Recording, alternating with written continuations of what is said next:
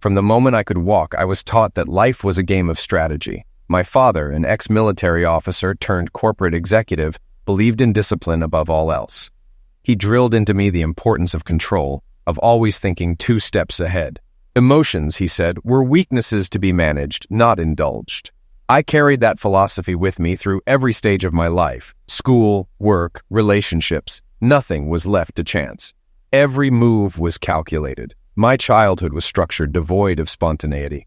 My father was relentless, pushing me to excel in every subject, every sport, every challenge. By the time I was a teenager, I had learned to mask my emotions, to read people, to manipulate situations to my advantage. I didn't make friends. I made alliances. I didn't pursue hobbies. I honed skills that would be useful in the long run. Love? That was just another equation, another risk to be mitigated. But even the most meticulous plans have their flaws. The first crack appeared when I met Kimberly. She was unlike anyone I had ever known. Wild, unpredictable, untamed. She lived in the moment, thrived on chaos. Against all logic, I was drawn to her. I told myself it was temporary, a calculated risk that could be managed. I was wrong. She shattered every wall I had built, forcing me to feel things I had long since buried. For the first time in my life, I wasn't in control, and I hated it as much as I craved it. Years passed, and I convinced myself that I had won. I had married the woman who defied me, built a family, created an empire. But deep down, I always knew that chaos couldn't be tamed. It could only be delayed. And when it finally came for me, it was swift and merciless. "Are you out of your damn mind?" My attorney, Donald Jenkins, stared at me like I'd just lost it. His fists were clenched on the desk between us. "They've got you dead to rights. Do you even get how screwed you are? 12 witnesses, your own wife among them. 3 different security cameras caught you clear as day. Your fingerprints, all over the weapons, DNA, everywhere. And let's not forget the cops. They caught you in the act. Body cams recorded every damn second." He wasn't wrong. I had nothing to argue, no way to deny it, and I understood why he thought I was crazy for refusing the deal. 5 years in prison, 5 more on probation, if I admitted guilt. If I fought it, I was looking at 15, maybe 20 years. A rational man would take the deal. A smart one wouldn't have been caught in the first place. But I wasn't trying to be smart. I did it, and I didn't give a damn who knew. Donald exhaled sharply, rubbing his temples like I was giving him a migraine. "You hired me to represent you, to give you advice. So here it is. This is a lost cause. The DA isn't offering you a deal out of kindness. They want this off their plate. Take it. Save yourself the time, the money, and a world of pain. There isn't a lawyer on earth who can get you out of this. If we go to trial, I'll just be sitting there watching them tear you apart. And trust me, they will. I won't have a single argument. No rebuttal, no counter evidence, no witnesses, nothing. You're done. The only play left is damage control, and this deal is your best shot. Otherwise, you'll waste a fortune just to get locked up even longer." I leaned back. "So when's the trial? How long will it last? And after that, how soon until sentencing?" Donald squinted at me like he was trying to figure out if I was screwing with him. But when he saw I was serious, his shoulders dropped. "Jesus Christ," he shook his head. "With the court backlog, at least 6 months before trial even starts. First arraignment, then charge hearings, evidentiary hearings, motions, standard process. I can stall a little, but in the end, it won't matter." "Good. Call my sister. Tell her my bail amount so she can cover it." His frustration flickered into curiosity. "You do realize it won't be cheap, right?"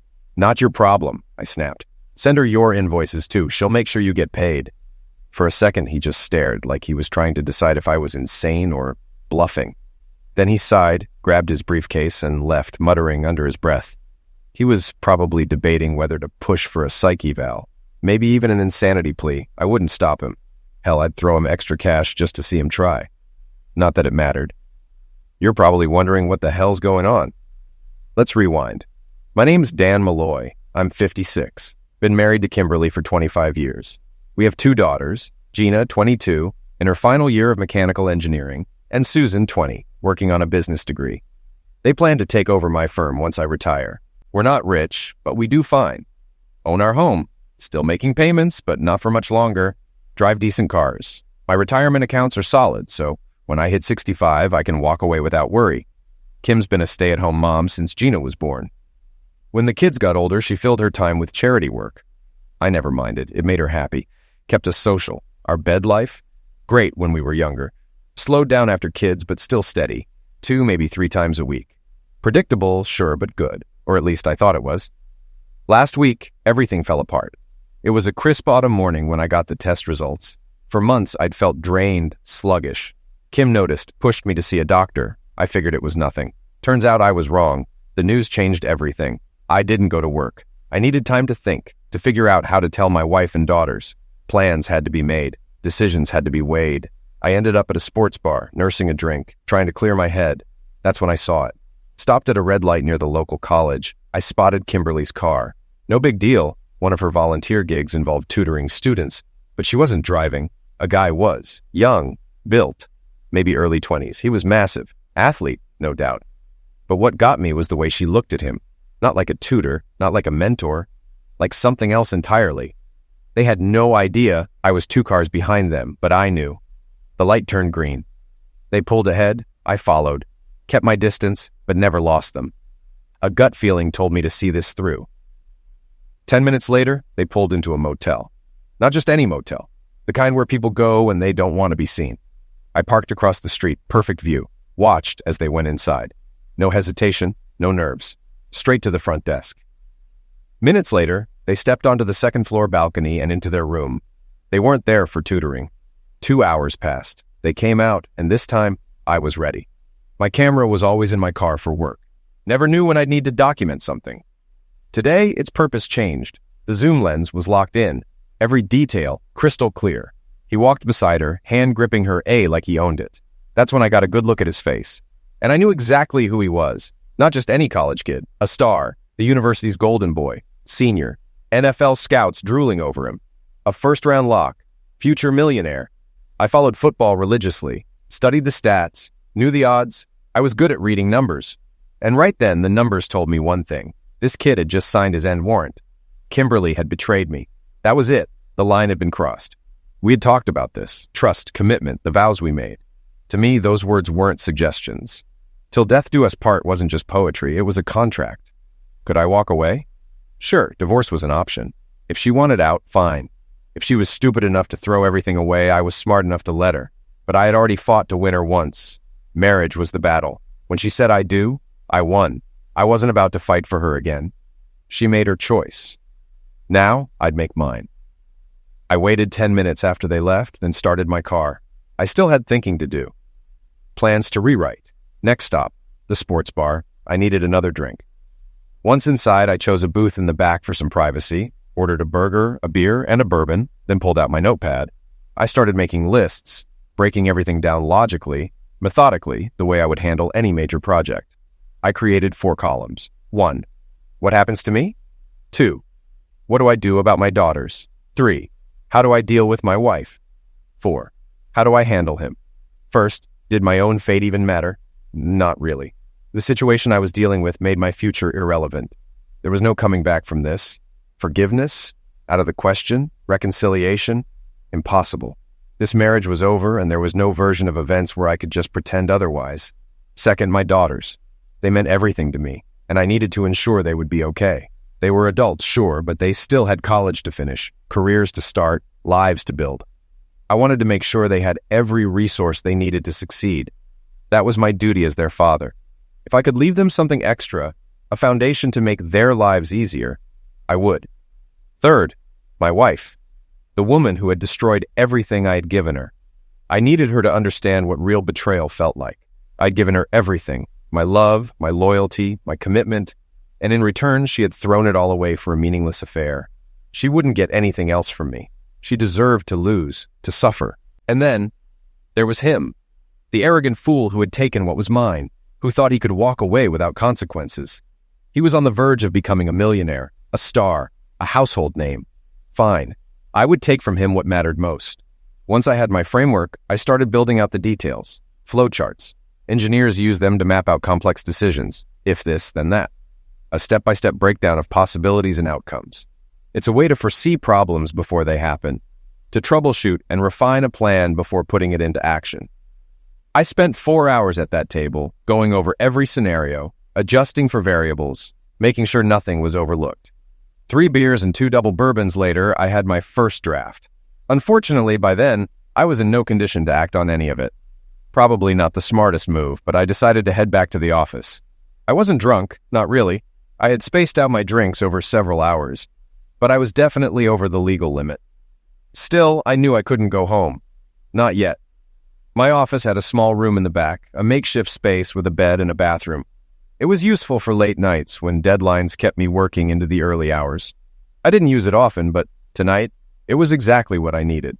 Before crashing for the night, I sent my wife a quick message, told her there was an issue with a project and I'd be pulling an all-nighter. I had no intention of seeing her. Not tonight. Not after what I had witnessed. The next morning, I got up and continued refining my plan. By noon, every step was laid out in precise detail. By the end of the day, I had gone through each stage, anticipating potential obstacles and adjusting accordingly. I gave myself 30 days to put everything into motion. I stayed later than usual at the office, fine-tuning everything before finally heading home. By then, I had calmed down enough to act normal. I had also come up with a cover story. If Kim noticed anything off, she'd get a believable explanation. I would tell her the doctor said I needed to slow down. The years of overworking had taken a toll on me. He wanted me to cut back, exercise more, focus on my health. It was a reasonable excuse for being more distant, for avoiding closeness. I could never touch her again, but she didn't need to know that. That night, I played the role of the exhausted husband perfectly. No need to fake it. I really was drained, both physically and mentally. Kim seemed to pick up on my mood and tried to be gentle, offering sympathy I didn't want or need. She asked about my work, about the deadline that had kept me at the office. I fed her some nonsense about a last-minute design issue, throwing in just enough technical jargon to make it convincing. She didn't know enough about my job to question it. The next morning, I was up at the crack of dawn. I had a lot to get done, and time wasn't something I intended to waste. Calls needed to be made, appointments scheduled, and plans set in motion. But before I dive into all that, let's make one thing clear. Everything we owned, every last bit of it was in my name. The business? Mine.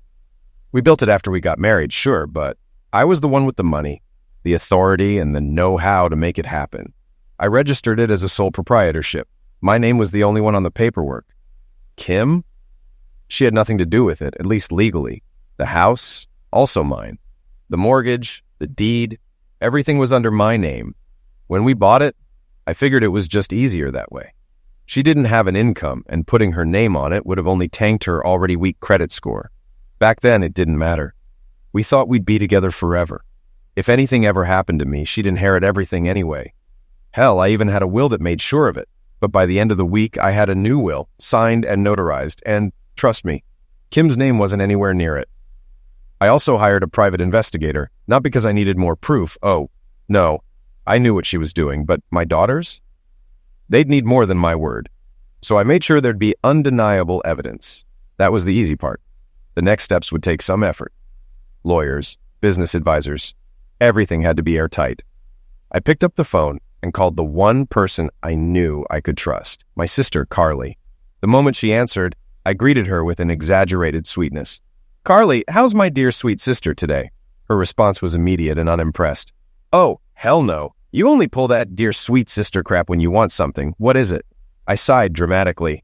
"Wow, you wound me. Maybe I just wanted to check in, see how my favorite sister is doing." Carly snorted. "Favorite? Dan, I'm your only sister, you idiot. Get to the point." I rolled my eyes even though she couldn't see it. "You're impossible. Fine. How about lunch? My treat. We haven't caught up in a while." There was a long pause. Then she snorted. "Oh, crap. You're being nice, you're offering to pay, and you're actually suggesting meeting up? Let me go check outside to see if the sky's falling. Maybe the 4 horsemen are trotting down Main Street." I couldn't help but smirk. Carly and I had always been close. After our parents died, it was just the two of us. She'd gone through her own hell, a marriage to a cheating a-hole, followed by years of rebuilding her life. 5 years ago, she had finally kicked the loser to the curb, gone back to school, and earned her MBA. Carly was working as an account manager for a manufacturing firm, one of my clients, actually. She was sharper than half the executives she answered to, and it was only a matter of time before she climbed her way to the top.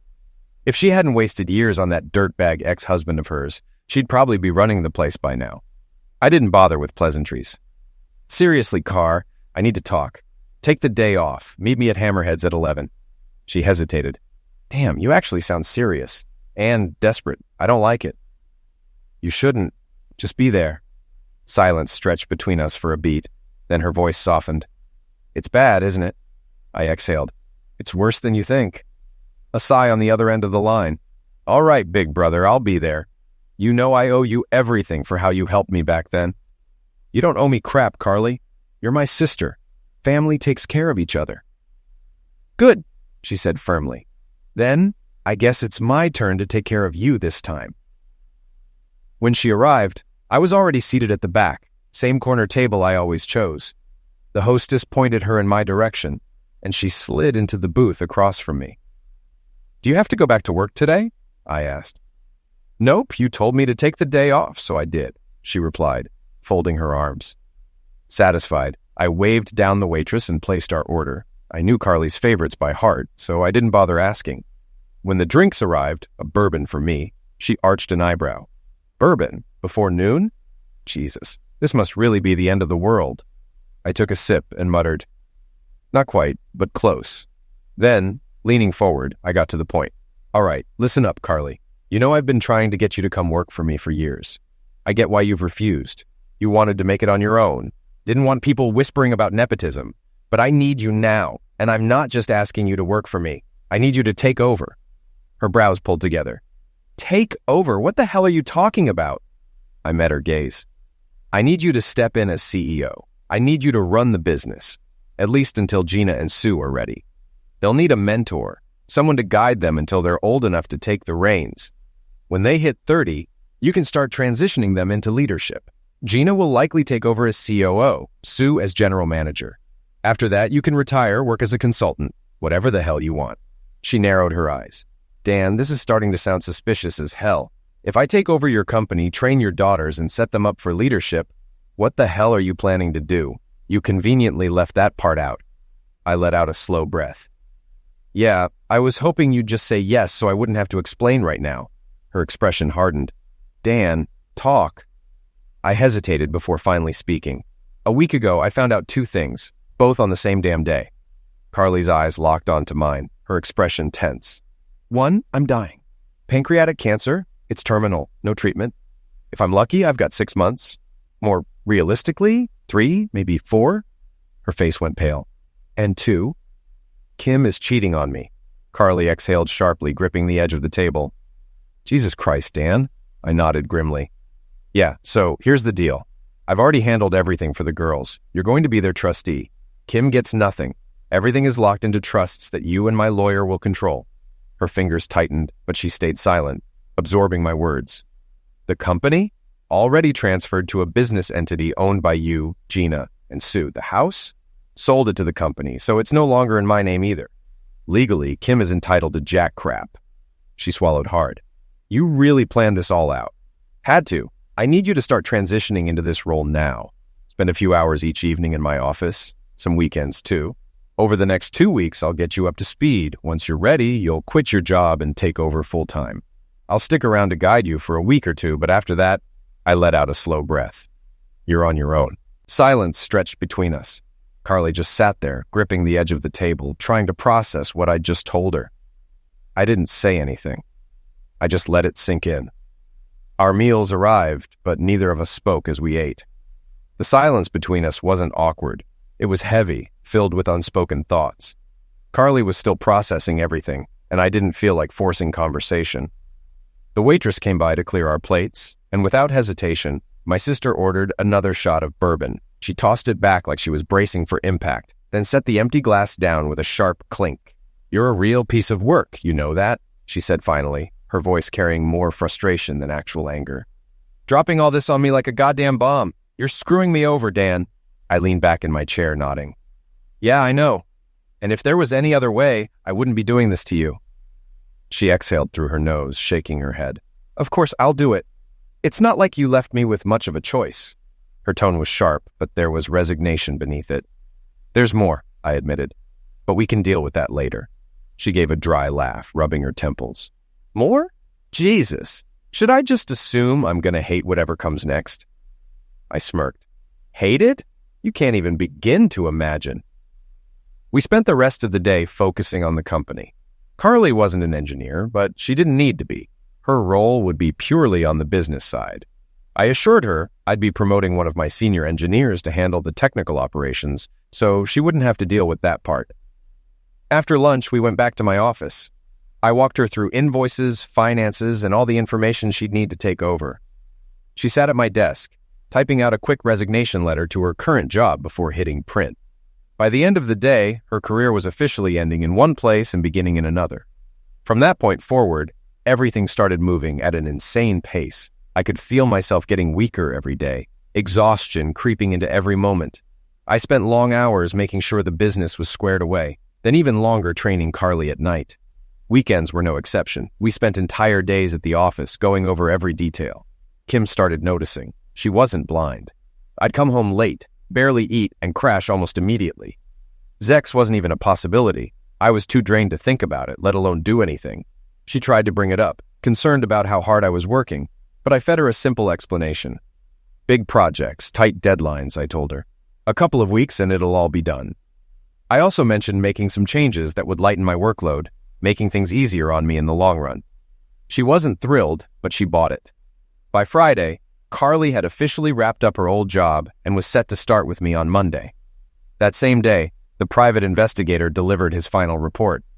Sitting in his office, I flipped through the evidence. It wasn't a surprise, but it was still a punch to the gut. 3 times a week, Kim and her boy toy snuck off campus and met at a cheap motel. Photos, time-stamped logs, even a short video captured through a cracked curtain. There was no ambiguity. She was screwing him. I paid the investigator his remaining fee, took the folder and the flash drive he handed me, and left. That Sunday night, Carly and I went over everything again. We covered every last detail, making sure she was ready to step into her new role. It had been an exhausting day, and I felt it. My body was slowing down, the illness creeping in more and more each day. I knew I didn't have long before I was too weak to handle what needed to be done. "All right," I said finally, leaning back in my chair. "That's about everything. From 7 tomorrow morning, you're officially in charge. The lawyer and accountant signed off on everything, and all necessary documents have been notarized. You control the company and the trusts now." She eyed me suspiciously. "That sounds way too final." I hesitated, then exhaled. "One last thing. At some point, you're going to get a call from my lawyer. When that happens, I need you to post bail for me." Her jaw tightened.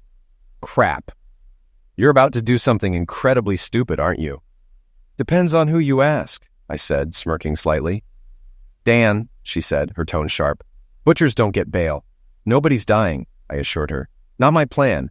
I just want them to live with what they've done." She rubbed her temples again. "Christ. And you don't want Kim to be the one to post bail because I wouldn't count on her to do it," I said simply. "Not that it really matters." She was quiet for a moment, then sighed. "Fine." By 2 p.m. the next day, I was crouched behind a large SUV in the motel parking lot, waiting. Kim's car was parked just a few feet away. My heart wasn't racing. I wasn't nervous. I was calm, focused. I had known from the start that this needed to be fast and brutal. There was no chance I could take him in a fair fight. He was younger, stronger, a trained athlete in peak condition. I was already losing strength by the day. I heard the familiar beep of a key fob unlocking the car. They were laughing, talking about something meaningless. He reached for the passenger door handle. That was my moment. I moved fast, rounding the SUV in a single step. Kim's eyes went wide as she saw me. She didn't even have time to scream before the bat came down hard on his right hand, which had been resting on the car's roof. A sharp impact landed, followed by a cry of pain echoing through the air. I didn't hesitate. I followed through with my next move, striking with precision and intent.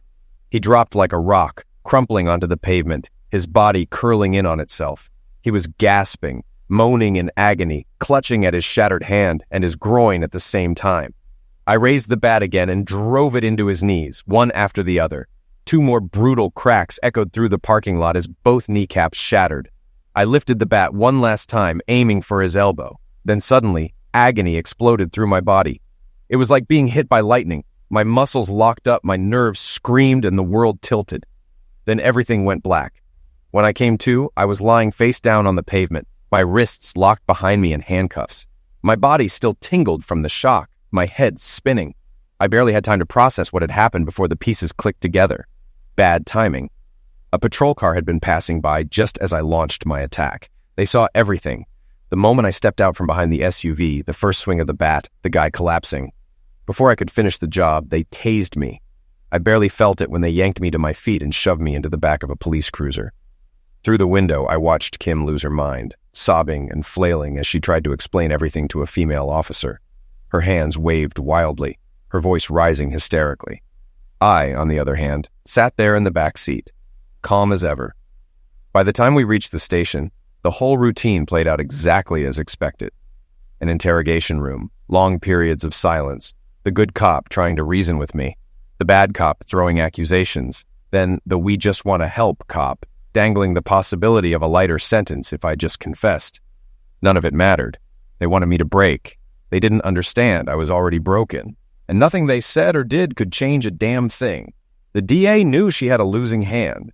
The case was open and shut, no real need for a trial. On top of that, the system was buried under a mountain of backlogged cases thanks to COVID messing with court schedules. Wasting resources on this when the outcome was already a foregone conclusion? Pointless. So she threw out a deal. My lawyer brought it to me, and I shot it down. Which brings us right back to where we started. Have you completely lost your goddamn mind? Donald Jenkins, my lawyer, glared at me, his patience long gone. They have everything on you. A dozen witnesses, your wife included. Not to mention crystal clear security footage from 3 different angles. Middle of the damn day, no shadows to hide in. Your DNA and fingerprints are all over the weapons. Your motive? Written out like a goddamn novel. And on top of all that, the cops literally caught you in the act. Their own body cams recorded you taking him apart. I didn't argue. He wasn't wrong. If I were him, I'd think I was insane too. The DA had offered me a deal. 5 years in prison, 5 years probation. If I refused and went to trial, I'd be looking at 15, maybe 20 behind bars.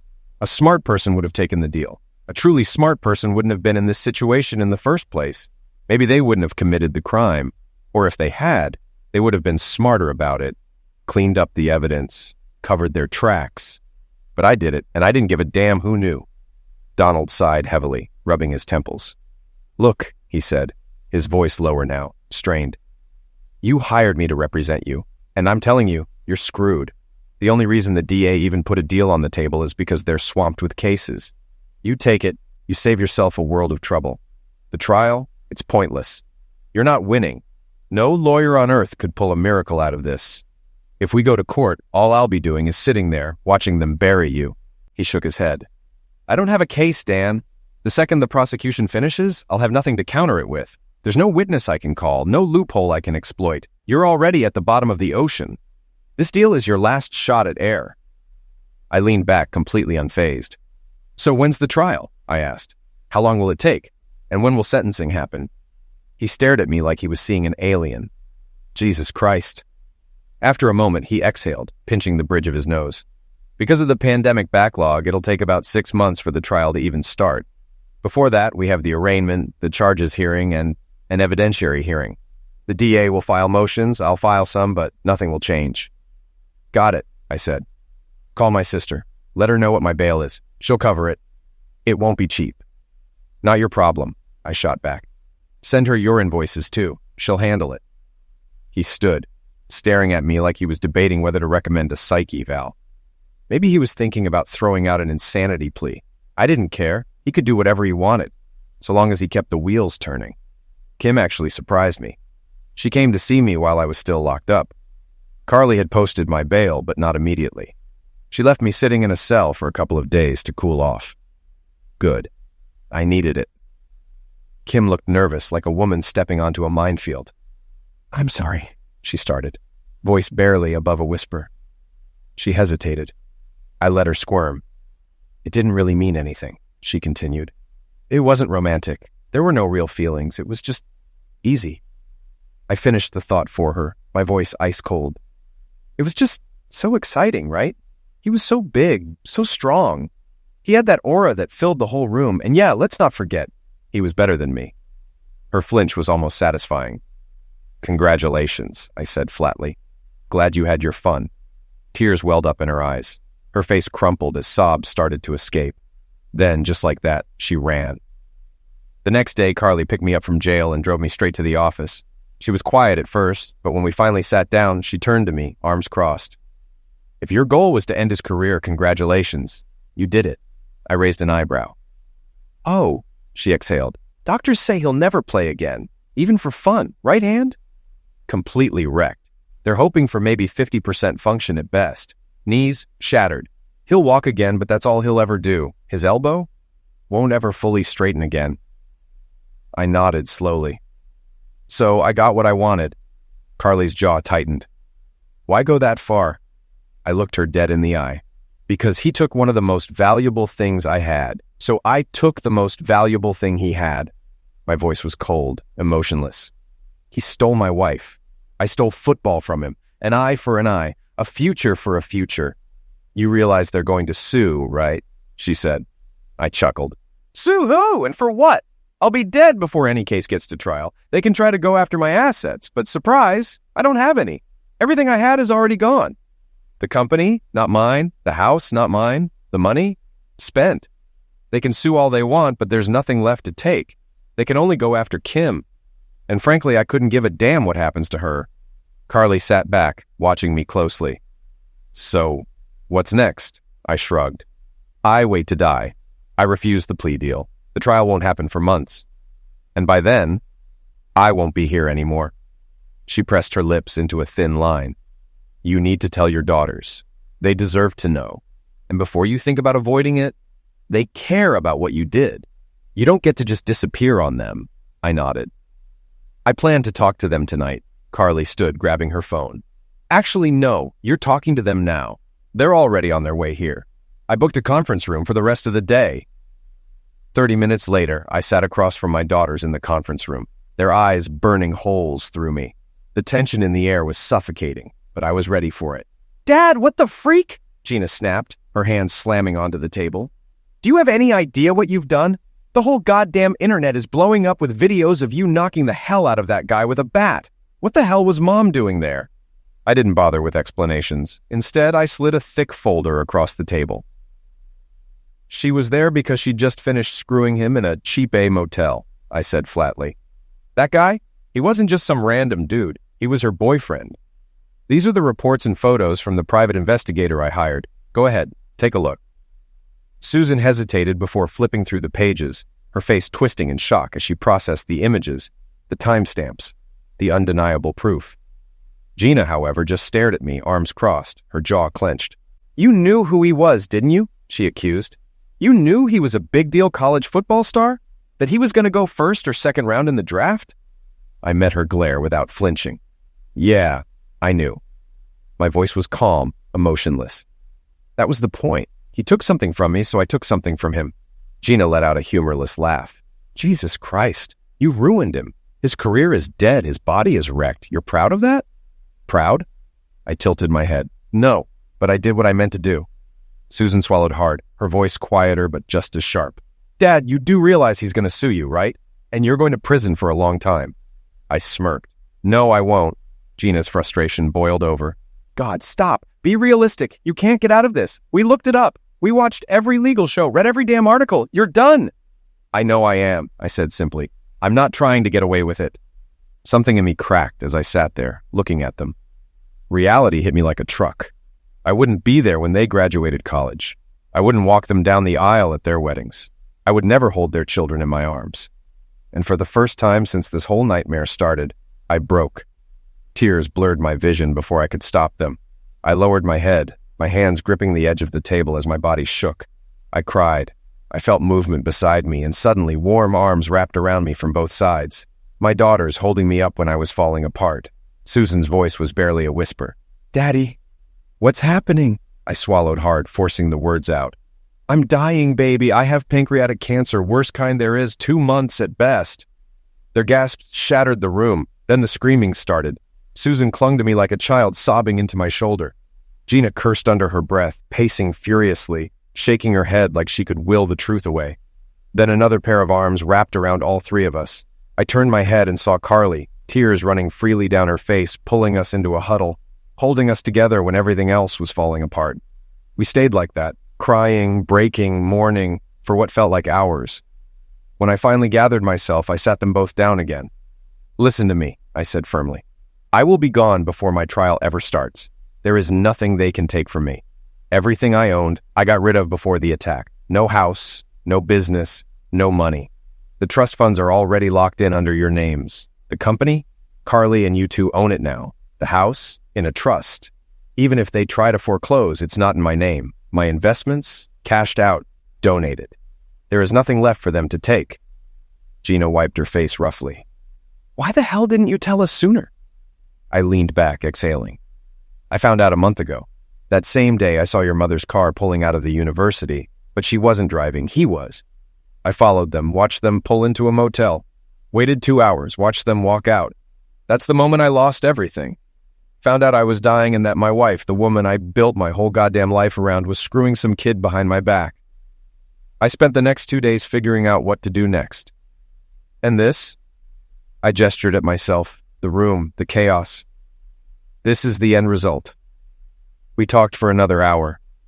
There were more tears, more questions, more pain. Then finally, it was time to move forward. I called Carly back into the room. We laid everything out. The company, the new structure, the future. Gina would start shadowing the engineers after graduation, working on projects, attending leadership meetings. Once she got her PE license, she'd start managing her own projects. By 30, she'd be ready to take over as chief operating officer. Susan would step in as Carly's assistant once she graduated, learning the business side of things, understanding the firm from the inside out. When the time was right, she'd take over as CEO. Gina would handle operations, Susan would handle business, and Carly would always be there to advise and mediate when needed. By the time we finished, the girls had purpose, a plan, a future. 1 week later, I was living at Carly's house. I hadn't spoken to Kim since she showed up at the jail. I had nothing left to say to her. I spent my days sitting on the couch in Carly's living room, staring into space, letting the weight of everything settle. The end was coming, and for the first time in my life, I wasn't planning for anything past it. A harsh white light bore down on me. Across the table sat a striking red-haired woman, perfectly polished for the cameras. "Good morning," she began, her voice carrying the professional detachment of someone who had done this 100 times before. "I'm Amy Brown with Crap News. Today I'm sitting down with Dan Malloy, the man currently facing charges for brutally attacking a star college football player. Mr. Malloy has agreed to speak with us today, despite the ongoing legal proceedings." She turned briefly to the camera before shifting her attention back to me. "Mr. Malloy, I have to admit, I didn't expect you to agree to an interview. Aren't you concerned about violating the judge's gag order?" I leaned back in my chair, smirking. "Not in the slightest. By the time this airs and the judge sees it, there won't be a damn thing he can do about it." Amy arched a perfectly sculpted brow. "But he could charge you with contempt of court and throw you in jail." I chuckled. "Yeah, so what? Jail doesn't scare me. You know what does scare me? The nonsense divorce laws in this country." I leaned forward, resting my elbows on the table. "A wife can cheat on her husband all she wants, and when he files for divorce, she walks away with everything. The house, the kids, the money, child support, alimony, half his assets, you name it. Meanwhile, the guy who stayed loyal ends up living in some crappy apartment eating bargain bin ramen while his ex spends his money on her new man. The system rewards traitors and punishes the ones who did nothing wrong." Amy's expression remained unreadable. "You sound bitter." I shrugged. "Bitter? No, just stating the facts." She didn't blink. "Still, you're looking at a long prison sentence." "Maybe," I said coolly. "Maybe not." Amy's voice remained steady. "But the evidence against you is overwhelming, isn't it?" I smirked. "Oh, absolutely. They have everything. Witnesses, video footage, even police body cam recordings. No mystery here. I did it. And I'm not worried about it in the slightest." Her frown deepened. "All right. Then let's talk about Jamal's lawsuit. He's seeking over $40 million for lost wages, medical expenses, and emotional distress." I let out a low laugh. "Yeah, good luck with that. You can't squeeze blood from a stone." Amy's lips pressed into a thin line. "But you own a successful engineering firm and a multi-million-dollar home." I shook my head. "No, I don't. I sold everything over a month ago. The business, the house, it's all gone. Everything I had was put into trust for my daughters, locked up tight, legal, ethical, taxes, paid, investments, cashed out and donated. I don't even have a salary for them to garnish. They can sue all they want, but they're not getting a damn thing." She sighed, flipping through her notes. All right, let's get back to the attack. You never denied doing it, but you also never explained why. Why go after him so viciously? You didn't just hurt him, you destroyed him. Was that intentional? Of course it was. I leaned forward. If the cops hadn't tased me when they did, I would have shattered his other elbow and landed a few more solid shots to the groin. I never intended to eliminate him, just to cripple him. The attempted homicide charge the DA threw at me as a joke. If I wanted him dead, my first punch would have been to his head, not his hand. Amy hesitated. Why? I stared at her, letting the silence stretch. You really don't get it? She blinked, her brow furrowing. Where did the attack happen? In a motel parking lot. Her breath hitched slightly. And who was with him? I held her gaze. Your wife. Exactly. I exhaled slowly. They'd just spent 2 hours in a motel room. He took something from me, the most important thing in my life. So I took his most important thing, his football career. Amy nodded, crossing her legs. Well, you succeeded. But what about your wife? She's just as responsible. Are you planning revenge on her too? A slow grin spread across my face. Oh, absolutely. But don't worry.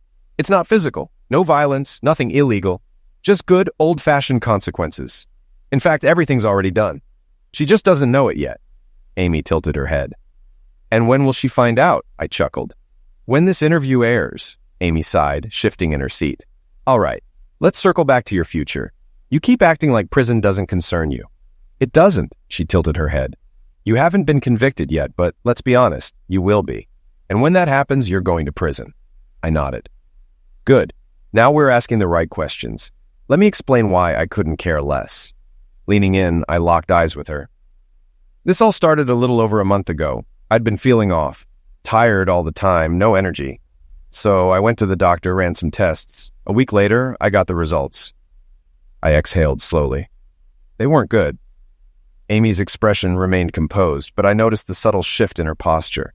I walked out of the doctor's office, still trying to process everything, when I saw my wife's car pulling out of the university parking lot. I paused, letting the weight of my words settle. But she wasn't driving. Amy's lips parted slightly. Jamal was. I nodded. Exactly, so I followed them, watched them check into a motel, waited 2 hours, watched them leave. I scoffed, shaking my head. I already knew what was happening. I just needed proof, so I hired a private investigator. I leaned back. But at the same time, I started making plans. At first, my goal was to make sure Kim would be taken care of when I was gone. After that day, she was erased from my plans. Every single move I made after that was to secure my daughter's futures. They were always going to inherit the business. I just made it official. I restructured everything, put professionals in place to guide them, locked down the money and trusts. When I die, they get everything. Amy stared at me.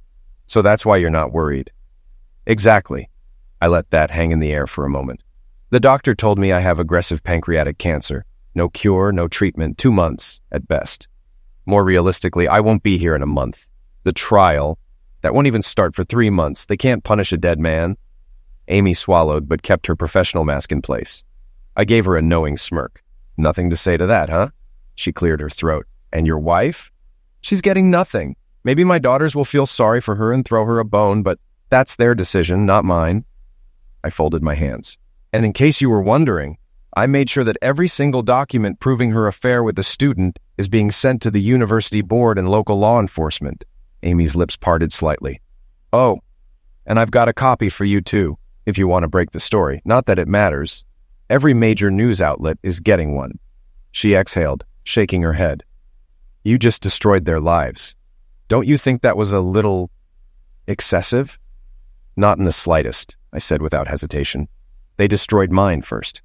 Imagine getting the worst possible news of your life, and the one person you expect to comfort you, the one person who should, is too busy screwing someone else.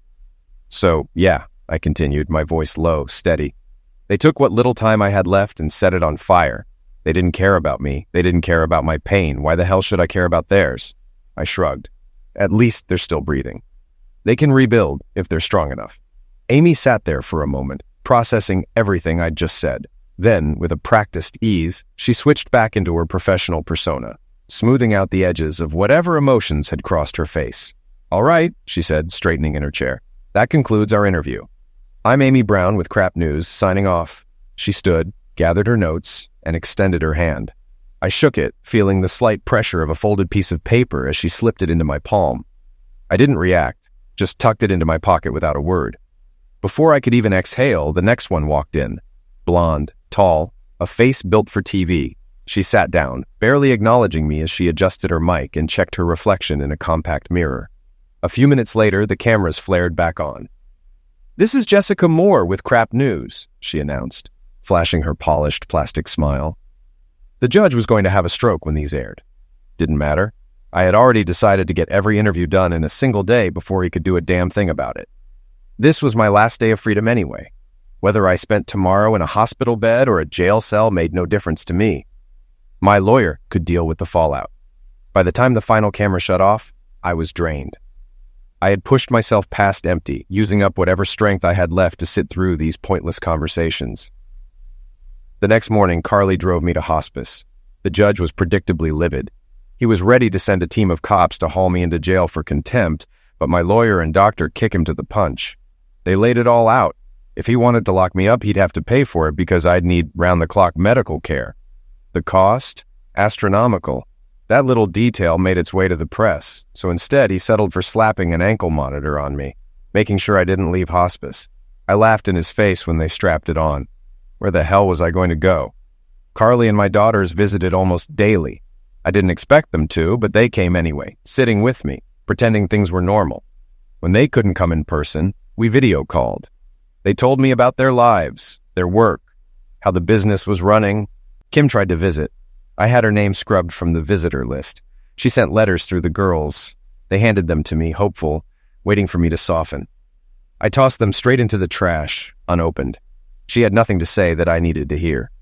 The DA tried to push the trial date back. My lawyer fought it. Eventually, it became obvious I wouldn't be around long enough to see a courtroom. The optics were bad, the costs worse. They quietly dropped the case. The lawsuit, though. Oh yeah, that went through. Since Kim and I were still legally married, she got named in it too. That meant when I died, she'd be responsible for my debts. That was the funniest damn thing I had ever heard. I was done.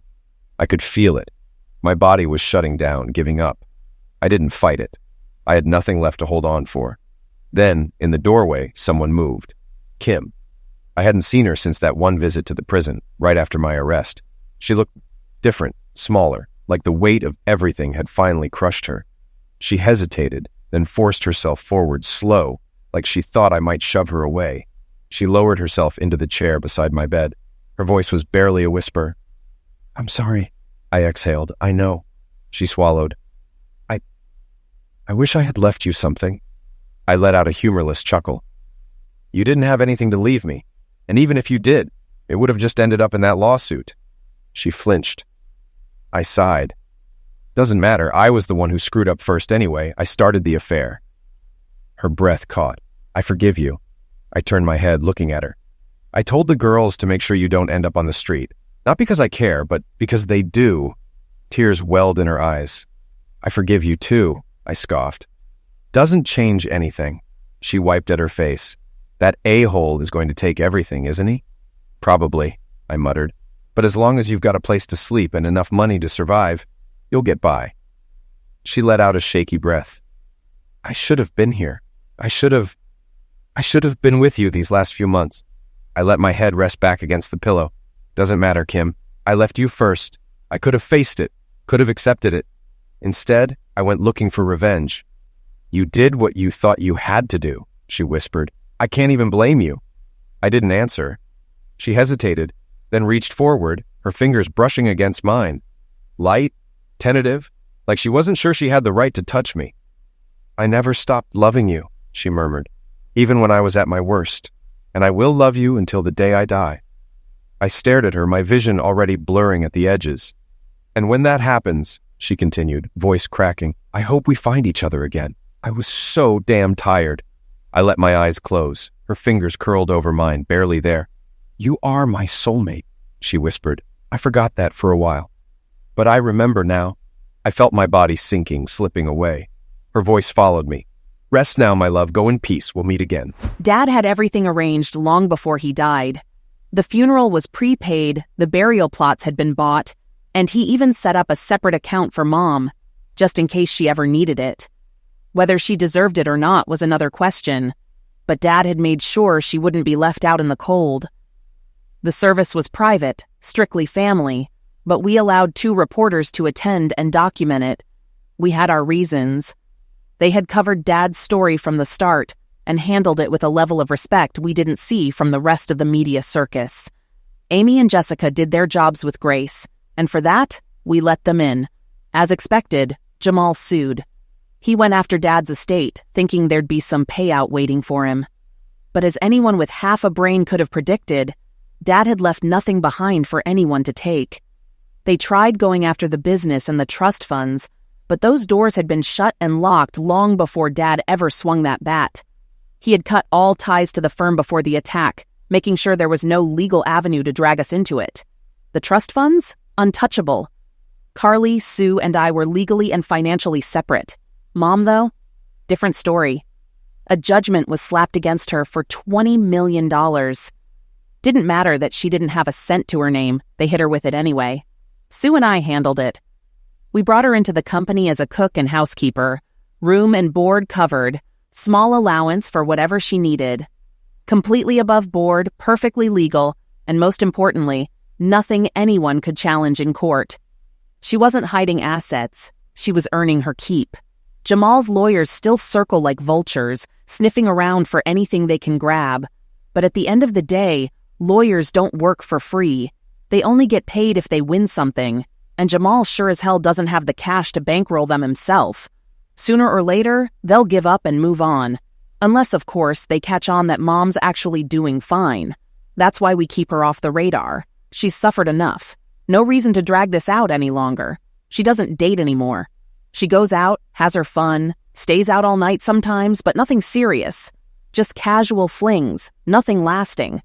And she's made it clear. She's not looking for anything real. She had that once, and she threw it away. Now she's waiting. She says she'll stay free until she meets Dad again. As for Jamal, he's exactly where you'd expect him to be, rotting away in his parents' house. His old bedroom is useless to him now, so they set him up downstairs since stairs are a problem these days. He never went back to school, got himself expelled, then refused to enroll anywhere else. No future, no career, no options. Just a guy sitting in his room playing video games, waiting for his payday. But from what we hear, his parents are getting sick of it. They were fine waiting for the lawsuit to bring in money, but now they're realizing there's nothing coming. Jamal's days of freeloading are numbered. He's going to have to make a choice. Get off his A and actually do something with his life, or get kicked out. We'll see how that plays out. Meanwhile, Sue and I run the company now, officially. Carly still checks in from time to time, but she's mostly enjoying her well-earned retirement. She spends most of her time traveling, taking Mom on cruises a couple of times a year. Sue? She's got a steady boyfriend now, and it's looking serious. Me? Well, I haven't met Mr. Right yet, but I do have a Miss Correct. Actually, a few of them, but one of them? She might be losing that Miss title soon. Her name is Amy, and she's a local news reporter.